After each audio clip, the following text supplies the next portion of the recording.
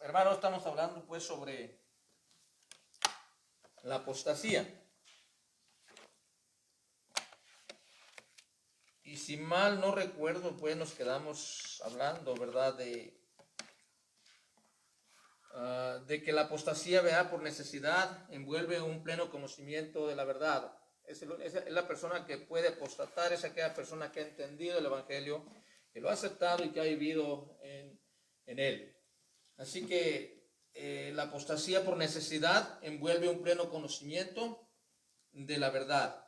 Y por necesidad, ¿verdad? También la apostasía encierra y requiere también un pleno conocimiento de la verdad. O sea, un apóstata es aquella persona que ha conocido, que ha vivido y que ha estado en medio. Es una persona que puede apostatar. Alguien que no ha experimentado eso no puede estar allí. ¿Okay? No porque pues no hay cabida, ¿verdad? Porque pues se necesita ser creyente y conocer la verdad. Pero la verdad, hermano, es que Pablo, ¿verdad? Nos decía también y nos hace ver con ese pero muchas cosas. ¿Recuerdan el pero? Pero, después de haber hablado, ¿verdad? De ese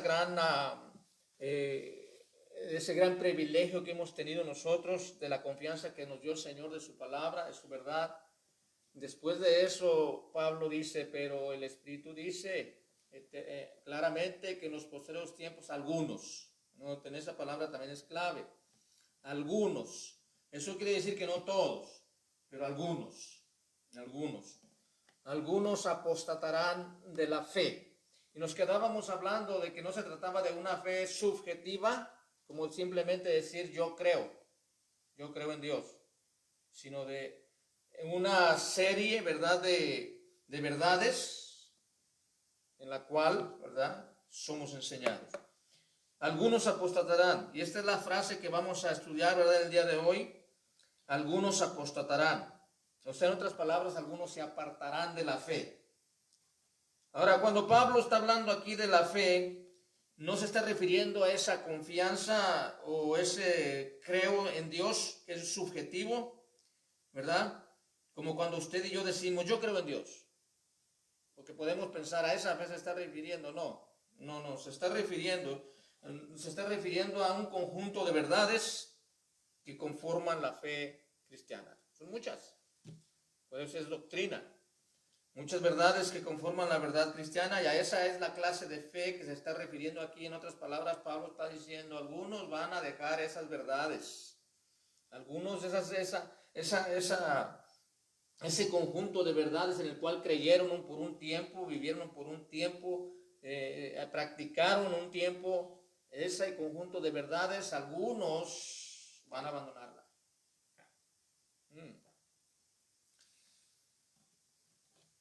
Ahora,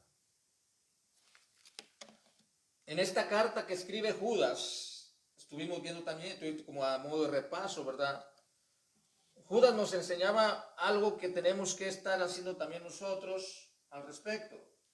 Nos decía, ¿verdad? Amados. Ahora, él se estaba refiriendo a discípulos, a gente que estaba viviendo la vida en Cristo. Y por ende, pues al cristiano.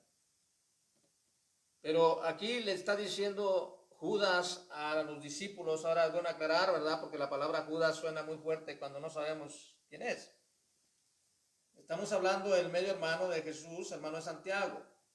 Santiago y Judas eran hermanos, y los dos eran hermanos medios de Jesús. Eso es bueno entender. Porque luego si no conocen al personaje, las personas van a tildar de algo. Pero Judas es medio hermano de Jesús y hermano de Santiago y de alguien más, había más hermanos. ¿Okay? Pero ellos dos están aquí. Ellos dos, el Señor les dio la bendición de escribir dos cartas, Santiago y Judas. Y Judas es el medio hermano del Señor. Y él se está refiriendo en este caso a discípulos. Y él les está diciendo, en otras palabras, aquí las palabras que vemos ahí, por la gran solicitud que tenía de escribirlos, lo que está tratando de decir es que él estaba preocupado por algo. Él estaba preocupado por algo, hermanos. Ahora, es bueno regresar un poco aquí, pero aquí Judas, en el verso 3 nos dice, ¿verdad?, que le fue necesario escribirles. Es eso que dice, por la gran solicitud, está diciendo, me es necesario escribirles. Ahora, ¿por qué era esa necesidad? Porque le estaba escribiendo a discípulos y les pide algo más, que contiendan ardientemente por esa fe. ¿Cuál fe? Otra vez, no la fe subjetiva de creer solamente en Dios, sino ese conjunto de verdades que contiene la Biblia, la cual, ¿verdad?, compone la fe cristiana. Entonces, para que contendáis, dice Judas, en otras palabras, está diciendo, peleen ardientemente por ese conjunto de verdades que ha sido una vez dada a los santos, hermanos. ¿Cuáles verdades? Ya las estuvimos viendo, ¿verdad? Hay verdades muy tremendas ahí. ¿Por qué tenían que contender, según en Judas? O contender es pelear, ¿verdad? O batallar o lidiar con eso. ¿Por qué tenían que los discípulos? Por las doctrinas, hermano, que fueron confiadas a los creyentes. ¿Recuerdan? Doctrinas que fueron confiadas a los creyentes y que fueron revelados a ellos a través de los apóstoles. Como dice el verso 17, ¿verdad? En su primera carta también, ¿verdad? Nos dice allí, pero vosotros, amados, tengan memoria o recuerden de las palabras que antes fueron dichas por los apóstoles de nuestro Señor Jesucristo. O sea, está tratando de recordarles algo, ¿verdad? Los que os decían en el postrer tiempo, esos son los apóstoles. Habrá burladores que andarán según sus malvados deseos. Así que aquí Judas está escribiendo a discípulos diciéndoles tengan cuidado, recuerden esas palabras que les fueron dichas por aquellos apóstoles, ¿verdad?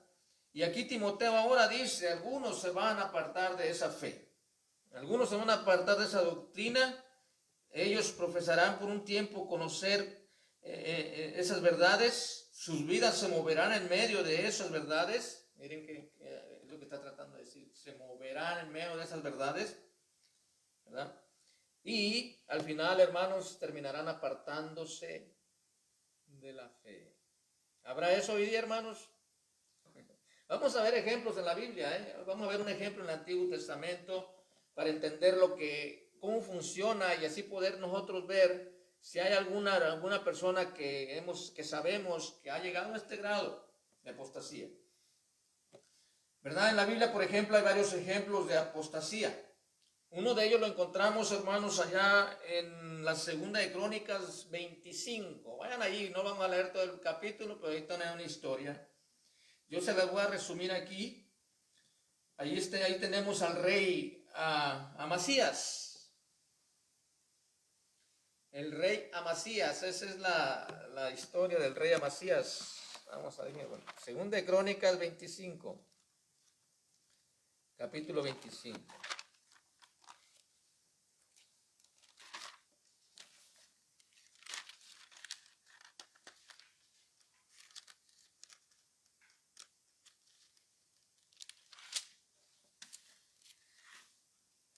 Ahí nomás para que estén viendo de reojo a ojo de pájaro. Reinado de Amasías, ¿verdad?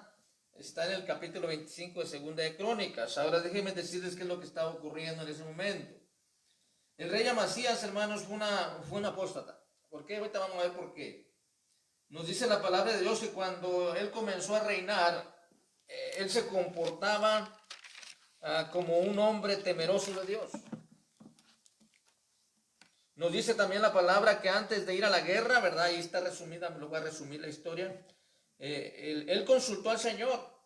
Y cuando el Señor le dijo a Amasías, no vayas a la guerra, Amasías se detuvo de ir, o sea, era obediente. De ir a la guerra, era un hombre que durante los primeros años de su reinado parecía un verdadero hijo del pacto, que se denominaban los hijos del pacto.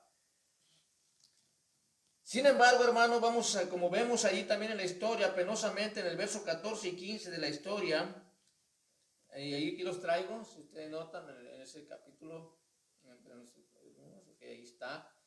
Dice, volviendo luego a Amasías de la matanza, o sea, el Señor los había mandado a eso, ¿verdad? De los dominios trajo también consigo los dioses de los hijos de Seir y los puso ante sí por dioses y los adoró y les quemó incienso. Ay, caray. Sí, hermano, aquí en la historia que está escrita en ese capítulo, ustedes van a encontrar las victorias que Dios le dio a este hombre. El Dios Todopoderoso le acaba de dar una victoria a este hombre, hermano. Y esto es necedad lo que vemos ahí. Porque ¿cómo es posible? Mire, hermano, esto es necedad. Él acababa de vencer a los edomitas, lo cual demostraba que los dioses de ellos no tenían ningún poder, ¿verdad? De hecho, ¿verdad? Que ya con eso tenemos para saber que los dioses de los edomitas no tenían ningún poder en contra del Dios Todopoderoso, porque los había vencido el Dios Todopoderoso, ¿sí? Sin embargo, ¿qué pasó? Mire, hermano, que el hombre cómo es débil el hombre y cómo es necio por naturaleza. ¿Sí? Es necio por naturaleza el hombre, hermano. Mire, acababa de tener una victoria este hombre y ahora dejaba de confiar en ese Dios. ¿Y con quién se va? Acababa de tener una victoria por el Dios Todopoderoso y estos dioses que él trajo habían demostrado que no tienen ningún poder, ¿o no? Pues si los vencieron, si fueron derrotados, pues no tenían ningún poder.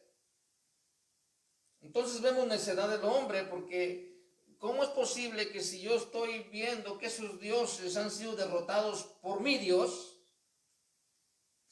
Miren lo que hizo este hombre. Después de esa matanza, o sea, de esa victoria que el Señor le dio a este hombre, ¿sí? Dice que trajo consigo los dioses de los hijos de Seir. Y mire, y los puso ante sí por dioses y los adoró. El hombre es idólatra por naturaleza, ¿sí vemos eso? Y el problema aquí es la necedad que vemos porque, hermano, a ver, dime, póngase usted, vamos a ponernos en ese punto nosotros, hermano. Aquí tenemos al Dios Todopoderoso y le pedimos algo por hacer o nos manda a hacer algo y lo hacemos y nos dan la victoria. Ahí está demostrando que es el Dios Todopoderoso. Y que de hecho, ese Dios acaba de derrotar a esos dioses. Han sido derrotados en ese momento. Pero Amasías, ¿qué hace? ¿Por qué? O sea, ¿qué vemos que hay en la mente de una persona? Necedad. Necedad, hermano. Por eso dice Romanos 1, ¿verdad? Que el hombre deja a Dios de lado. Y Dios mismo lo entrega a una mente reprobada para que hagan cosas que no convienen.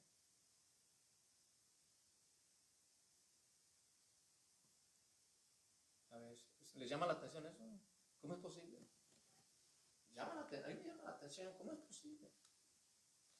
Si el Dios me acaba, ante esos dioses, había esa batalla, mi Dios derrotó a esos dioses. Y yo vi que ese Dios fue el que derrotó a esos dioses. Pero traigo esos dioses para mi casa. ¿Por qué? Si demostraron que no tienen ningún poder. Pero mire, hermano, qué triste. En el verso 27 empieza la historia muy triste.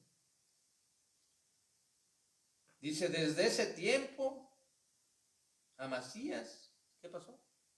Verso 27. Lo traigo aquí una vez para que lo vean.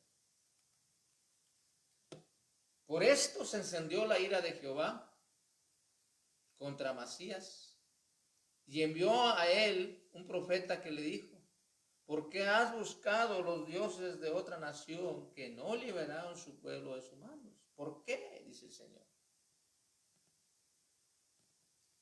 Y en el verso 27, hermano, encontramos esto. Mire lo que pasó. desde el tiempo en que Amasías se apartó del Señor, pues hay una gran enseñanza para nosotros, hermano. Empezaron a conspirar contra él en Jerusalén, y habiendo él huido a Laquis, enviaron tras él a Laquis, y allá lo mataron. Hay una gran enseñanza para nosotros, hermano. Pensamos que el ser apóstata simplemente no trae nada de consecuencias.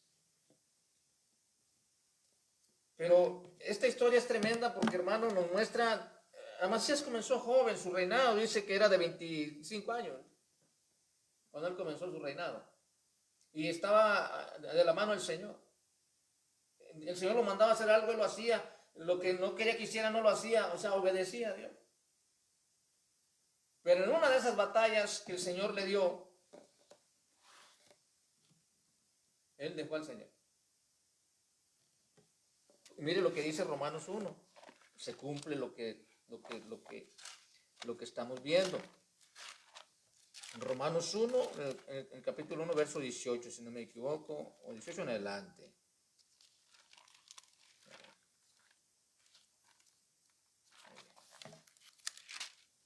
Y aquí se cumple eso que estamos viendo.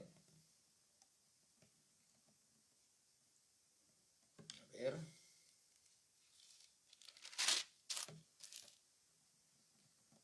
Dice, pues habiendo conocido a Dios, no le glorificaron como a Dios, verso 21 de Romanos 1, ni le dieron gracias, sino que se envanecieron en sus razonamientos y su necio corazón fue entenebrecido. Profesando ser sabios, se hicieron necios. Y mire ahora, y cambiaron la gloria del Dios incorruptible en semejanza de imagen de hombre corruptible. ¿Acaso no es lo que pasó ahí? Lo pasó literalmente. Este hombre está pasando lo que Pablo está citando aquí. ¿Qué pasa con las personas, hermano, cuando dejan a Dios de lado? Conociendo a Dios, dice, conociendo a Dios, no les glorificaron como a Dios. En otras palabras, hermano, no le dieron la gloria a Dios. Sino que en sus propios razonamientos, su manera de pensar, ellos actuaron. Y su necio corazón fue entenebrecido, por lo tanto, dice, y profesando ser sabios, se hicieron necios. ¿Por qué? Porque cambiaron la gloria de Dios, que es incorruptible, en semejanza de imagen de hombre corruptible, de aves, de cuadrúpedos y de reptiles. Note, nosotros no sabemos qué clase de dioses eran los que Amasías adoró, ¿verdad? Pero alguna imagen tenía, ¿no cree? De animal o de persona o de algo, pero algo tenía. Y es lo que está diciendo aquí Pablo que pasa. El hombre en su necedad, conociendo a Dios, no le glorifica como a Dios, sino que empieza a actuar en su propia manera de pensar. Y dice que Dios, hermano, permite que su corazón sea entenebrecido. Hay que tener cuidado, hermano. Hay que tener cuidado, hermanos, que no están atendiendo al Señor o glorificando a Dios como Dios. Porque, hermano, de hecho, yo creo que aquí debería estar la gran mayoría, ¿no creen? Es triste. Hermano, esto puede suceder en cualquiera de nosotros. ¿Por qué? Porque es personas que conocen a Dios, los que caen en este estado. Dice Pablo allí, habiendo conocido a Dios, no le glorificaron como a Dios, ni tampoco le dieron gracias, sino que empezaron a caminar y a hacer las cosas en su manera de pensar, y su necio corazón fue entenebrecido. Se hace más pesado, hermano, el corazón de la persona. Profesan ser sabios, pero la verdad es que son necios. Yo estoy parafraseando un poco. Y cambian la gloria de Dios incorruptible en cualquier cosa, hermanos. Por cualquier cosa cambian la gloria de Dios. A ver, en esta tarde, ¿cuántas personas cambiarían la gloria de Dios por cualquier cosa? Yo estoy de acuerdo cuando hay enfermedad. Estoy de acuerdo cuando hay algo que no puedes, verdaderamente no puedes. Pero cuando algo, el tiempo, el cansancio, cualquier cosa te quitó de estar aquí, tú estás glorificando algo más antes que a Dios. Y ese corazón, cada vez que lo hacemos, se pone más necio, se entenebrece más. Hermano, tengamos cuidado. Yo creo, hermano, que debemos de orar mucho para que la iglesia del Señor Jesucristo en estos tiempos, hermano, pueda aprender a congregarse por lo menos el tiempo que se le exige. Hay que orar mucho, es triste. Hay que orar mucho, porque mire a qué lugar vamos. Mire lo que dice el verso 24. Por lo cual, Dios los entrega a la inmundicia en las concupiscencias, esos son pensamientos, de sus corazones, de modo que hasta deshonran entre sí sus propios cuerpos. Y ahí vamos a la práctica muy lejos, hermano, y ahí ya vamos a ver cosas que ya, hay personas que hacen ya cosas muy extrañas, Y ahí si le sigo vamos a encontrar muchas cosas. Pero lo que quiero llamar la atención es que Dios los entrega. Dice, ya que cambiaron la verdad de Dios, ¿por qué? Verso 25, ¿por qué cambiaron la verdad de Dios estas personas? Por la mentira. La mentira, hermanos. Ya cambiaron la verdad de Dios por la mentira y honrando y dando culto ¿a quién? A las criaturas antes que al Creador, hermanos. Amasías nos da un buen ejemplo, ¿no? De esto, en literal. En la historia de Amasías vemos esto funcionando en la práctica, ¿verdad? Amasías obedecía a Dios, Amasías amaba a Dios, pero llegó un día donde dijo, yo creo que yo soy el que puedo más, no es Dios, yo creo que soy yo. Creo yo, ¿no? Porque dice que es en sus propios razonamientos que uno actúa. Creo que Amasías ha de haber dicho, yo creo que esta victoria no la tuve por Dios, fui yo. Deja traerme esos dioses para ser los míos. ¿Verdad? Me imagino, no estoy diciendo que eso dice o que eso pasó, pero yo tratando de dar un prejuicio, yo creo que él pensó y dijo, esta victoria que me dio el Señor, no me la de verdad el Señor. Yo creo que yo la gané con mis propias fuerzas, por lo tanto, yo creo que esos dioses que están ahí me van a servir a mí más adelante. Mis hermanos. Y esa es una historia nada más, hermanos. Si notan, no se trata de una persona ignorante, hermanos. Ese es el punto aquí. No se trata de una persona ignorante. Hermano, hay pastores apóstatas también, sí, claro que sí. ¿Verdad? Que en su ignorancia peca contra Dios. No por ignorancia peca contra Dios, sino que es de alguien que deliberadamente, hermano, y con pleno conocimiento de Dios, rechaza la verdad de Dios. Ya sea para aceptar a otro tipo de verdad o para convertirse en un incrédulo total, pero él tiene conocimiento de la verdad de Dios. Hermano, este problema no es un problema ajeno a la iglesia, hermanos. Es dentro de la iglesia y eso es lo que tenemos que entender, mis hermanos. Vivimos tiempos peligrosos, tiempos de apostasía. Y la iglesia, bien, gracias, dormida. Hermano, despertemos a la realidad. Si seguimos así, no algunos van a apostatar, sino toda la iglesia va a apostatar. Cuentan hay también un personaje, hermanos, y eso no lo voy a decir históricamente, para entender lo que es la apostasía. Ya con Amasías tenemos para entenderlo, yo creo, ¿verdad? Lo que es la apostasía. Es alguien que conoce a Dios, alguien que sirvió a Dios, alguien que obedeció a Dios, pero que un día simplemente decide no. Esa es la apostasía. Igual él traía una historia de un famoso apóstata de la iglesia, Juliano se llamaba, un emperador. En sus doctrinas, pero no tiene caso ya porque ya sabemos que es lo que es una apóstata. Una apóstata es aquella persona como Amasías. ¿Okay? Pero yo creo que conviene por lo menos ver qué es lo que este hombre pensó y por qué es que se hace una apóstata. Este Juliano dijo, yo he leído, decía Juliano, he conocido y he condenado su evangelio. Eso dijo Juliano. Ahí estaba la gravedad del pecado, hermano de Juliano. Había leído, había conocido y había condenado. No se trataba de un individuo ignorante, hermano, que rechazaba la verdad de Dios. No. Dice, yo lo he leído y lo he conocido y he condenado vuestro evangelio. Tremendo, ¿no? Pero vamos a otro caso en el Nuevo Testamento, ¿qué les parece? Nosotros vemos, hermano, en el Nuevo Testamento muchos textos que nos hablan del pecado de la apostasía. Y ahí vemos, ¿verdad?, claramente que es esencial para cometer este tipo de pecado es tener un pleno conocimiento de la verdad, una comprensión real de la verdad para poder cometer este pecado. ¿Verdad? Por ejemplo, aquí en 1 Timoteo tenemos un caso. Ya estaba la apostasía, hermano, no creen que no, siempre ha existido. Lo que pasa es que, dijo Pablo, en los postreros tiempos vendrán tiempos peligrosos. En otras palabras, en estos tiempos, ahora imagínense los tiempos que vienen, porque los postreros tiempos no terminan aquí. Los postreros tiempos continúan. Nosotros estamos en este periodo, pero ya estaba la apostasía allá. Ahora, hermano, ahora está más que nada, ¿eh? Ahora está más alta que en aquel tiempo, pero ya existía. Mira, aquí tenemos un caso. El caso de Meo y Alejandro. Meo y Alejandro, hermanos. De hecho, esta carta es por esa razón que Pablo se le envía a Timoteo.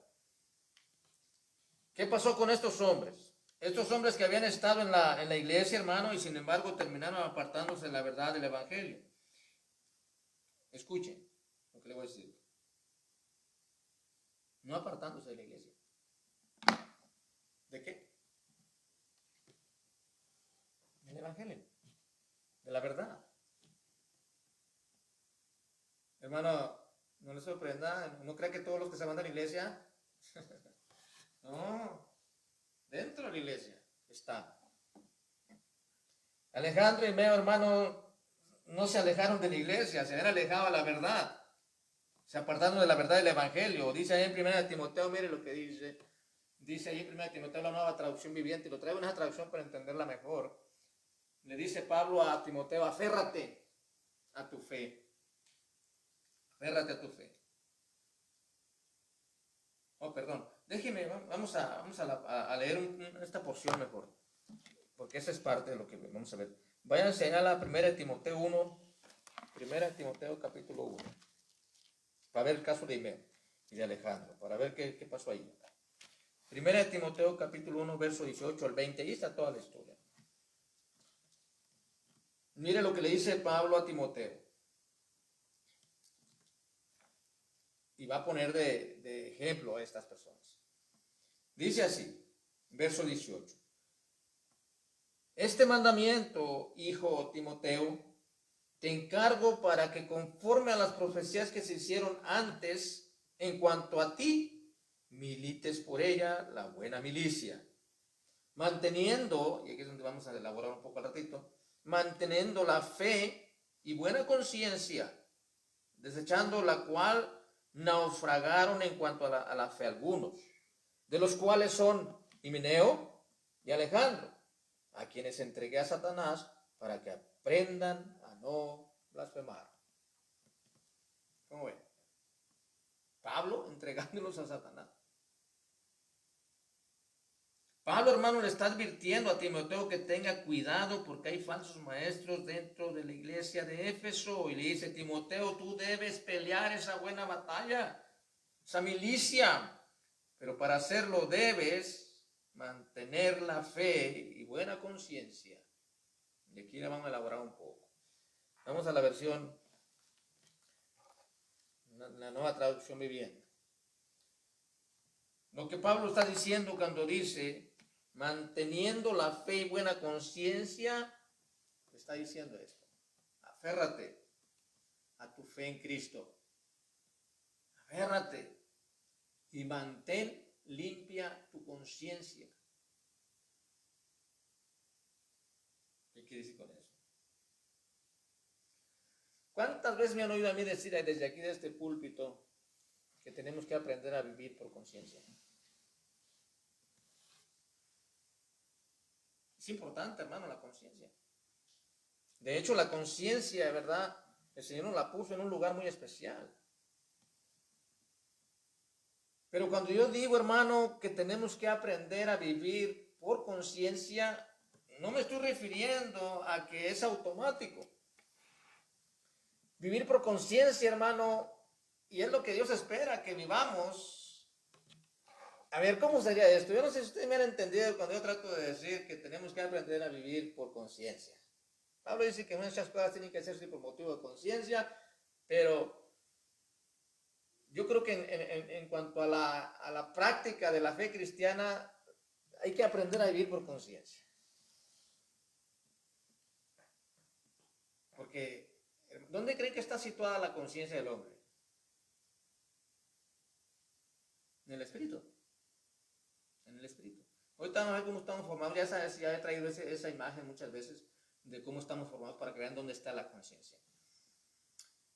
Pero la conciencia, hermano, cuando yo traté de explicar esto, porque no quiero, aunque no, tengo que decirlo para poder dar a entender algo.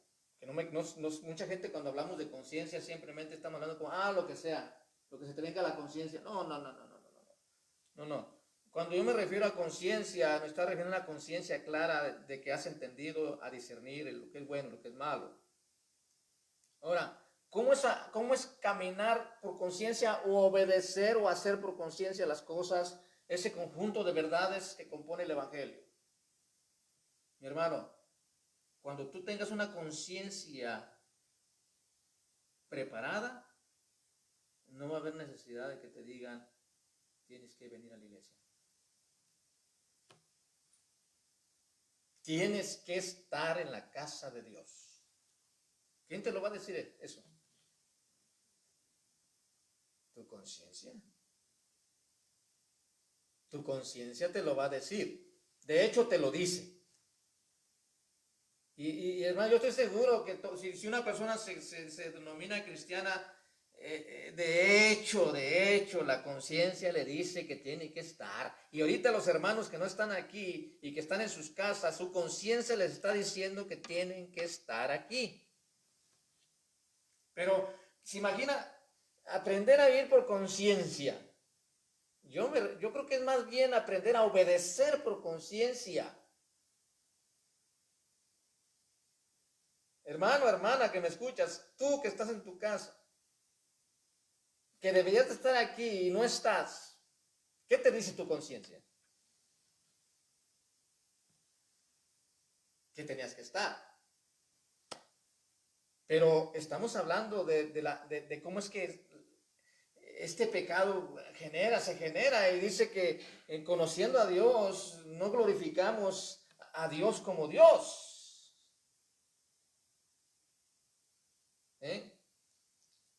Ni le damos gracias. O sea, no somos tan mal agradecidos porque profesando ser sabios porque yo no voy, porque yo soy sabio, porque terminan siendo necios. Y dice que dejan la gloria de Dios y le dan la gloria a quién? A lo que los detuvo en la casa. Y la semana pasada hablábamos y decíamos que dijo Pablo que algunos apostatarían de la fe escuchando a espíritus de demonios. A veces queremos oírlos, ¿verdad? Literalmente. ¿Cuánto espíritu de demonio, hermano, está funcionando en los cristianos cada que se abre la iglesia? ¿Cuántos? Miles de demonios están trabajando en las mentes de las personas, hermano, el día que debe de estar en la casa de Dios. Y la gente no se da cuenta. Son espíritus. Hermano, tengamos cuidado. Tengamos cuidado. Yo predico la palabra como me la enseña el Señor y así es como es. Hermano, si una persona no está haciendo lo que Dios quiere que haga, hermano, hay problemas. Hay un problema. Sí, hay un problema. Dice ahí que mantén limpia tu conciencia. Hermano, mire, caminar por conciencia. Hermano, ¿a cuánto cristiano todavía te le tienes que estar diciendo que se venga a la iglesia? ¿A cuánto cristiano tienes que estarle diciendo que tiene que servir al Señor? ¿A cuánto cristiano tienes que estarle diciendo que debe de visitar o hablar de Cristo? ¿A cuántas personas cristianas tienes que estarle hablando que debe de ofrendar? ¿A cuántas personas cristianas tienes que decirles que el diezmo es de Dios? ¿A cuántas personas? Nadie actúa por conciencia, hermano. Tienes que estarle diciendo. Hermano, yo creo que el Señor quiere que tú y yo aprendamos a caminar también por conciencia. Una conciencia limpia. Dios quiere. Dios así, Él es Dios y merece toda la gloria y toda la honra. Yo lo digo con la boca. Pero de la boca, dicen que del plato a la boca se cae la sopa, hermanos. Y sí se cae. Yo a veces oigo y veo y luego me digo como dice el hermano Vidal, ¿qué te pasa, iglesia mía?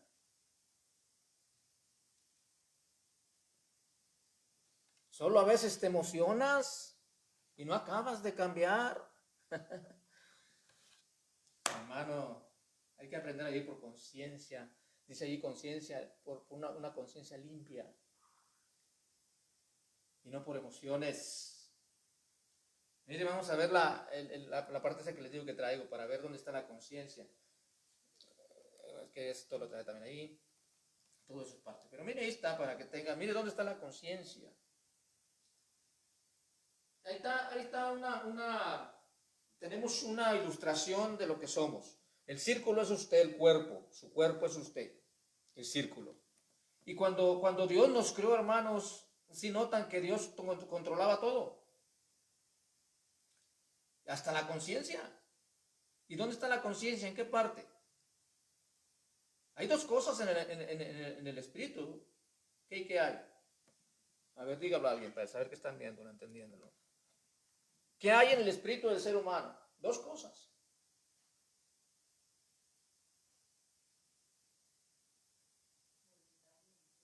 Conciencia y discernimiento espiritual.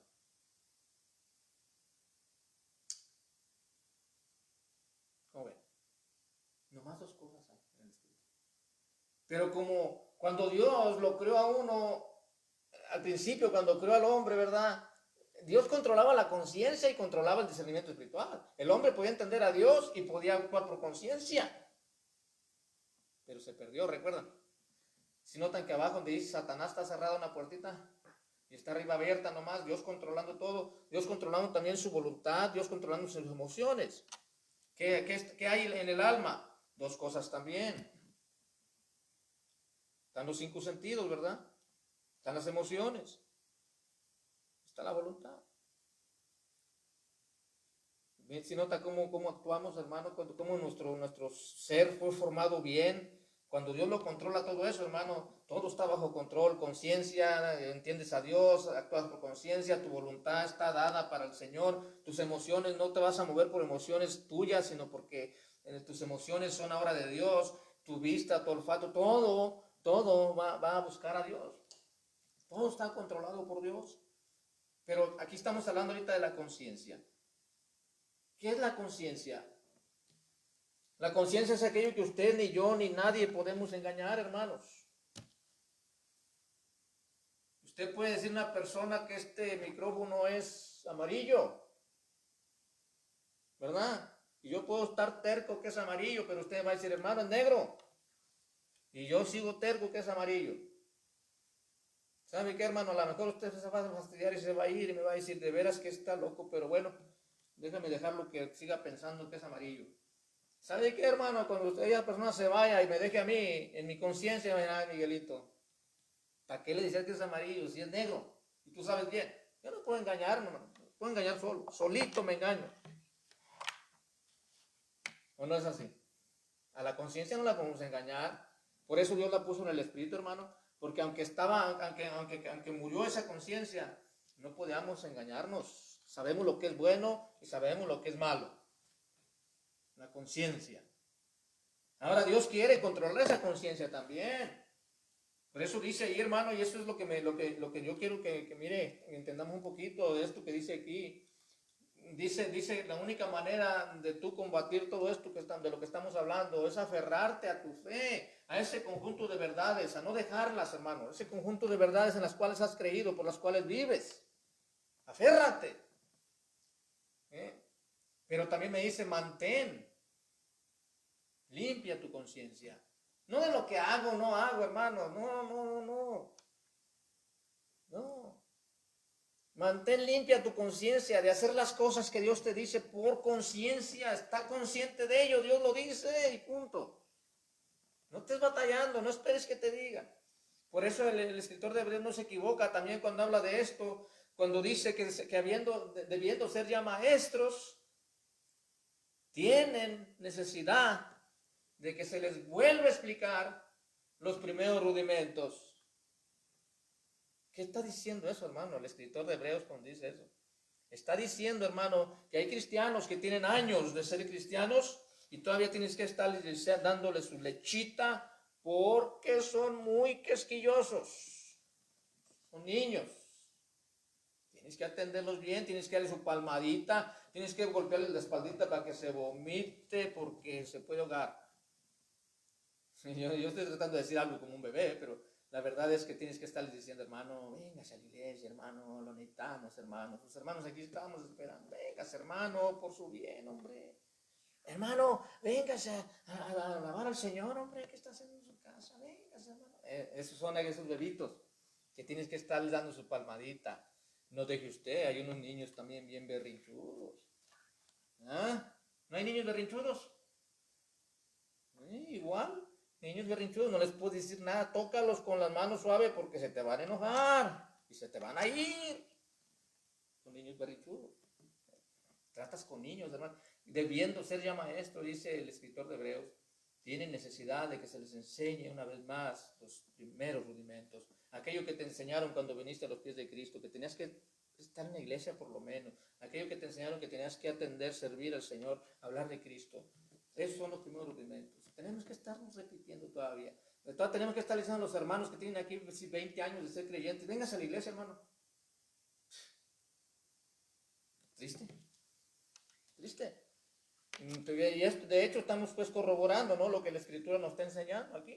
Nos está enseñando que los tiempos peligrosos venían y que los tiempos iba a haber una apostasía. Algunos apostatarían de la fe. Nunca había dejado de haber apostasía, pero pues cada vez es más, con mayor intensidad.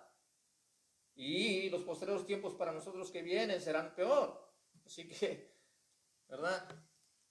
Así que, hermano, aquí está la clave para poder vivir esa fe y no caer en la trampa, hermano, de la apostasía. Aférrate a tu fe en Cristo y mantén limpia tu conciencia. Dice, pues algunas personas desobedecieron a propósito. ¿O no es así? No está diciendo que porque, no, a propósito, ellos deciden. Yo decido quedarme en la casa este día. A propósito.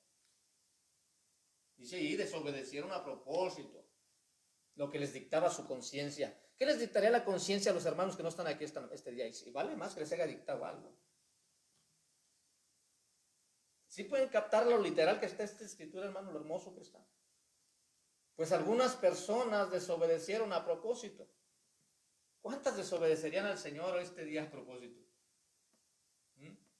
Dice, a propósito, lo que les dictaba su conciencia. ¿Qué les dictaría su conciencia a los hermanos este día? Ve a la iglesia, tienes que ir a la iglesia. El Espíritu es lo que hace. Ve a la iglesia, tienes que estar en la iglesia, ahí están tus hermanos, ve con ellos. Pero dice que a propósito desobedecieron. ¿Y como resultado qué fue? ¿Qué pasó con estos? ¿Qué pasó con Alejandro y este otro hombre? ¿Nimeo, cómo se llama? Emeo. Dice, naufragaron. Hermano, cuidado. Podemos naufragar si seguimos desobedeciendo al Señor conscientemente a propósito. Lo estoy diciendo por todos. Todos. Todos estamos en el mismo barco. Somos un cuerpo en Cristo. Y aquel que decide por sus propios razonamientos desobedecer a Dios, aunque la conciencia le esté diciendo otra cosa, tenga cuidado. Tenga cuidado. Porque un cristiano, hermano, por muy frío que esté o muy congelado que esté, la conciencia le va a decir, tú tienes que hacer esto. No lo va a poder hacer, porque no tiene las fuerzas. Sí es aquel cristiano débil y todo, pero la conciencia le va a dictar. ¿Okay? Así que hay mucho que aplicar de esto inmediatamente, hermanos. ¿Ok? Pues dice ahí, mantente, ¿verdad? Es mantener una fe, aferrándote, mantener la fe, es decir, las doctrinas sanas. 2, manteniendo, ¿verdad? Dice ahí, manteniendo la sana conciencia, la buena conciencia, ya sabemos, ya hablamos de lo que es. Y 3, manteniéndote en la iglesia, manteniendo tu iglesia sana, le dijo a Timoteo. Por eso Alejandro y Meo dice, fallaron. Como resultado, su fe naufragó por no mantenerse una iglesia sana. Pero es bueno ponerle atención, hermano, a este verso 19, ¿verdad? Parte B. Pues algunas personas desobedecieron a propósito lo que les dictaba su conciencia y como resultado su fe naufragó. ¿Qué es el peligro que nos está enseñando aquí la palabra del Señor para un creyente, hermano? Dígalo.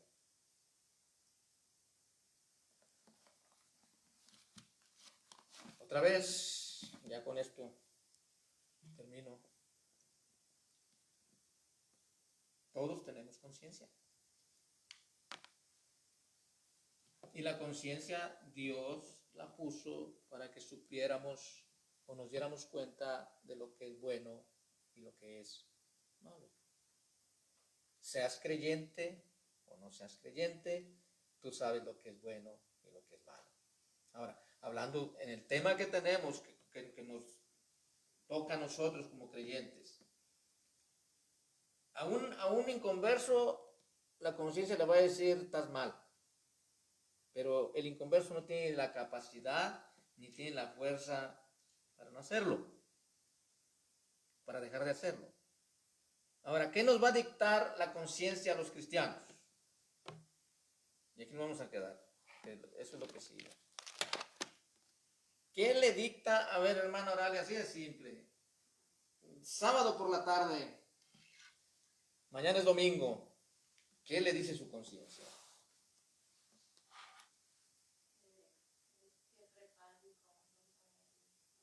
Mañana es el día del Señor.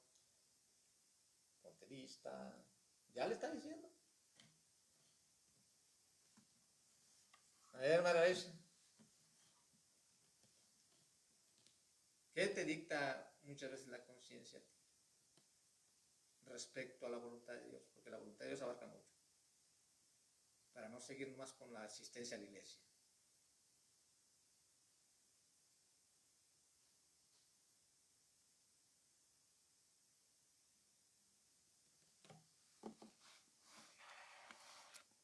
¿No? Okay. Hermanos, la conciencia siempre nos va a dictar la voluntad de Dios. Siempre. Siempre. Lo que es la voluntad de Dios. Pero por otro lado, vamos a elaborar más adelante, también tenemos una voluntad. Y allí es donde tenemos que aprender a que esa voluntad sea controlada por el Espíritu Santo de Dios. ¿Para qué? Para cuando mi conciencia, hermanos, me muestre la voluntad de Dios, yo tenga la capacidad para poder decir sí. De otra manera, ni siquiera me voy a dar cuenta. mi corazón va a estar entenebrecido a tal grado que no va a dar cuenta cuál es la buena voluntad de Dios. Y por lo tanto, pues ni va a pensar en cumplir. Que el Señor nos ayude, hermanos. Estamos fallando mucho en esa área. El cristiano está fallando mucho en esa área de no hacerle caso a su conciencia. Y muchos porque la conciencia que no les dicta, porque no hay madurez, no hay palabra de Dios en ellos. Por lo tanto, ¿qué les puede dictar? ¿Verdad? Pero mínimo está diciendo que lo que está haciendo está mal, ¿verdad? Si no está haciendo algo que es la voluntad de Dios, está mal, queramos o no. Así que la conciencia va a hacer su trabajo como quiera. Pero nosotros, hermano, por lo pronto tenemos que aprender, hermano, y ahí es donde vamos a llegar más adelante a entender la importancia de someternos, hermano, a la voluntad de Dios. Que el Señor pueda obrar en nuestras vidas y pueda pues Él controlar, hermano, esas partes que son tan necesarias de controlar el Señor para poder vivir esa vida en Cristo que necesitamos y no correr el riesgo, hermano, de caer, porque estamos, hermano, dice Pablo, hay de aquel que diga que está firme, cuidado, que no caiga. Hermano, podemos caer, no importa qué tan maduros seamos, podemos caer, y entonces ahí vendrán pues los resultados, hermano, que no esperamos, y pues, hermano, la honra y la gloria, pues el Señor es digno de ella y nada más. Yo creo que hay que estar preparados para ello, hermano. Que el Señor nos ayude. Vamos a orar. Bendito Dios y Padre Santo, gracias por este estudio, mi Dios, que estamos pues elaborando en este momento y que usted nos habla tantas cosas de ello, Señor. Pareciera que no tiene nada y tiene mucho de qué hablar ese tema. Y más en estos tiempos que estamos viviendo, porque los estamos viviendo, esos tiempos peligrosos, tiempos de apostasía, donde sus hijos estarían apostatando de usted. Así como Amasías dejó de obedecerlo a usted, dejó de creer en usted y trajo sus propios dioses de otra tierra, ajenos, que eran, y para colmo, eran dioses que no tenían ese poder, habían fracasado, habían sido derrotados. Qué triste, ¿a dónde llega lo entenebrecido de un corazón orgulloso y egoísta? Señor, en sus manos nos ponemos, ayúdenos, Padre, que su Espíritu Santo nos ayude y nos enseñe. Gracias por los que hemos estado aquí en esta tarde y, Señor, denos de su sabiduría para entender lo que nos ha dicho, seguir adelante. Todo esto lo voy a pedir en el bendito y santo nombre de nuestro Señor Jesucristo y Dios nuestro. Amén y amén.